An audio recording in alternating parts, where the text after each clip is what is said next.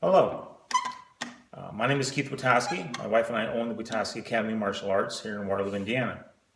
And we are celebrating the life and times of Sifu Larry Hartsell. Larry was one of my instructors and a very close friend of mine, someone I miss every single day. He passed away August the 20th in 2007, and we're celebrating his life. First off, a little bit about myself. I'm a senior full instructor in the John Fan JKD Grappling Association underneath Sifu Hartsell. I'm also a full instructor under Sifu Dan Asano in the John Fan JKD Instructor Association. I'm also a full instructor in the Filipino martial arts under Tuan Dan Asano. I'm a guru in DKD Tertius Serratus under Jerson Nini Tortel Sr. I am a guru in the Lameko Eskrima from the late Penang Guru Edgar Saludi. I am Jeff Baya from the late Pinakar Herman Sawanda. I'm instructor in Wing Chun Gung Fu under Sifu Randy Williams in the Close Range Combat Wing Chun Academy, and the co-founder of ASD with my original Sifu, Ed Carr. I first met Sifu Hartsell in 1983 in Chicago, and our friendship really grew from there. I can still remember Sifu coming over and working with me then, working on my boxing mechanics and trying to get me to slow down, get my body behind my techniques, and work on my striking power and footwork, things that I still pass on to this day to my students. Through the years, we became very close. Sifu becoming like my big brother.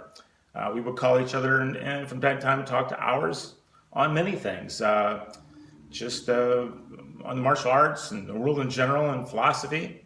I had a wonderful opportunity to learn from this great man, and was given the opportunity to teach at some of his seminars and camps. He was a super human being with he was very, very powerful, very strong, and his techniques could shock or break your core. He was a very soft-spoken man, and yet frightening at the same time. What I would like to cover of all the exciting, colorful experiences I had with Sifu was his kindness and his generosity. I'm not the only one that can talk of these things. Sifu's generosity was given to many people. When I was a young man working at a factory and supporting a family, I did not have a lot of money. Like most martial artists, we struggled to find the finances to travel and train and the time to practice and teach. After coming out to LA several years and staying in motels, Sifu allowed me to stay at his apartment so I could take privates with him and train at the Asano Academy. We would have the opportunity to talk and watch videos and train and, of course, go out and eat at the various restaurants that Sifu loved. And I can remember one day, Sifu took me bicycling. And I thought I was pretty good shape. You know, I trained to go out to LA, had been working out. And, of course, I worked at a factory. I carried a lot of steel around, and I thought I was pretty strong. Well, Sifu took me out for a bike ride through Marina Del Rey and around the area. And let me tell you, I had a hard time keeping up with the guy.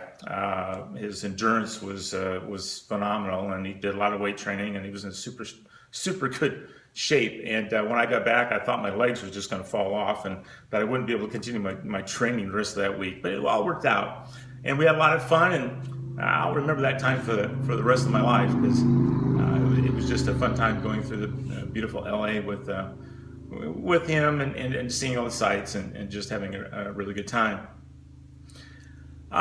Let's see. We did spend a lot of time together, and like I said, we had a lot of fun.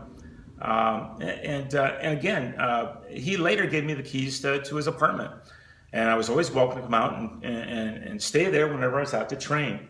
And again, I wasn't the only one who received these special gifts. Many also was given these benefits so they could further their growth. And they had the opportunity to train with Sifu Hartsell, and of course, in Asano. Later, when Sifu was married, sometimes when Sifu and Simo Deborah would travel, we would come out and watch the animals for them, and I would train at the academy. These were just things that they allowed us to do to help us, because we were family. In the early 90s, when the association was very young, Sifu set up a testing in my basement, going over the core concepts and techniques he wanted to show, in the test along with additional avenues he wanted to do for the testing.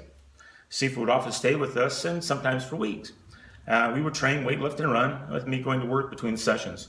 His humor was infectious, and his cooking was even better. Those who have experienced his cookouts in LA, well, you know what I speak of.